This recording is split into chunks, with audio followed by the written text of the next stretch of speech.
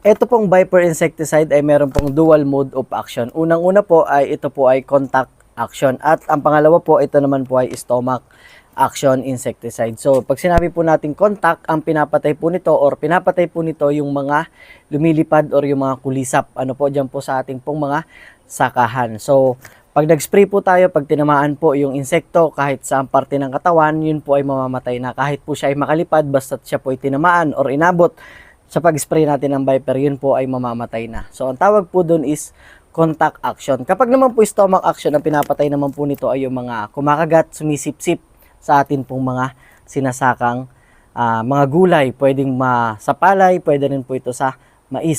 So, particular po dyan yung mga uod, yung mga beetles, yung mga aphids, kayang-kaya din po nitong patayin.